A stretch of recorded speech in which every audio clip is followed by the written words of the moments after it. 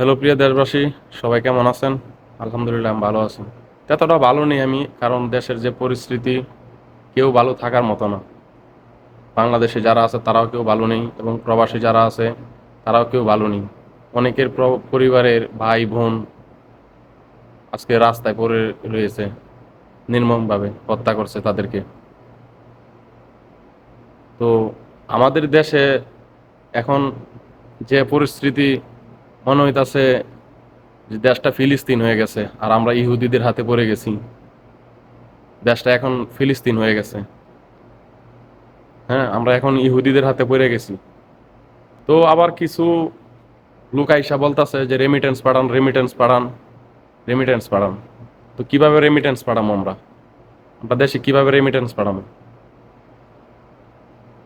Remittance পাঠানোর পরে সেইটা যেই টাকা দিয়ে আপনারা বুলেট কিনা আমাদের ভাই বোনদের বুকের মধ্যে বুলেট মারতাছেন, গুলি করতেছেন, নির্মমভাবে হত্যা করতেছেন, তাদের কি অপরাধ? কি কারণে তাদেরকে হত্যা করা হইতাছে এইভাবে? সেই প্রশ্নটা আমার, কি কারণে তাদেরকে এভাবে হত্যা করা হইতাছে? তারা কি অপরাধ করছে? তারা কি তাদের দাবি দিতে পারে না? তারা কোনো দাবি করতে পারে না? সেই দাবি করার থেকে তাদেরকে হত্যা করা হইব? এটা কেমন দেশ? আবার আপনারা এখন বলতেছেন রেমিটেন্স পাঠান, রেমিটেন্স পাঠান। আমরা কিভাবে রেমিটেন্স পাঠাবো? আমাদের ভাই বোন, অনেকের ভাই বোন আজকে রাস্তায় এভাবে পড়ে রয়েছে, নির্মমভাবে হত্যা করছেন আপনারা। ওরা এভাবে পড়ে আছে, সেই দৃশ্য দেখার পরে কি বাংলাদেশে কেউ টাকা ছাড়তে চাইবে? রেমিটেন্স কেউ ছাড়বে বাংলাদেশে সেই দৃশ্য দেখার পরে? এটা আমার জাতির কাছে প্রশ্ন। আপনারা কিভাবে এখন রেমিটেন্স চান মানুষের কাছে?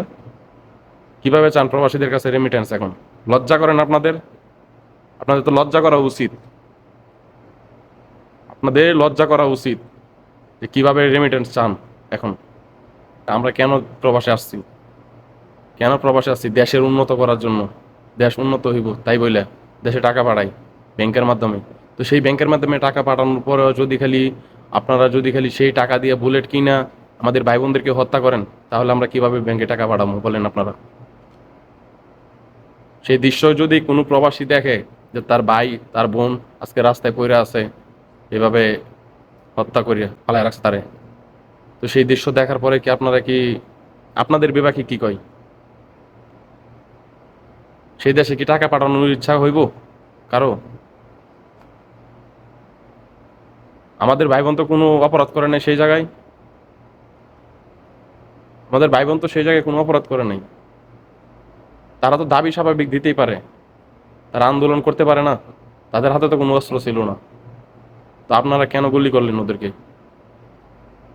এবং ইনজুরি করতে পারেন তাদেরকে, ডাইরেক্ট মারতে পারেন না? ওদেরকে তো এখন ডাইরেক্ট মাইরা ফেলাইছেন আপনারা।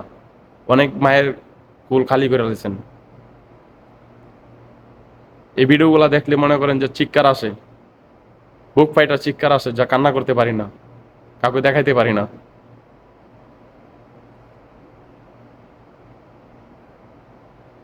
আপনাদের থেকে তো, পুলিশের থেকে তো এটা আশা করে নাই বাংলাদেশ।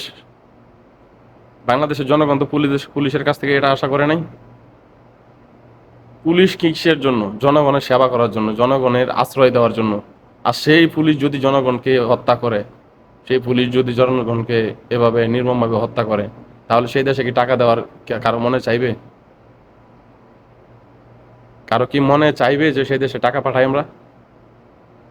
বলেন। আজকে প্রবাসে কিসের জন্য? দেশের উন্নতর জন্য। দেশ উন্নত হইব তাই বললা, পরিবার ভালোভাবে চলবো তাই বললা, তাই না? তো সেই দেশের জন্য যদি খালি আমরা কিছু করতে পারি, আমাদের জন্য আপনারা কেন পারবেন না? আমাদের জন্য কেন পারবেন না? বলেন, আমাদের জন্য কেন পারবেন না আপনারা?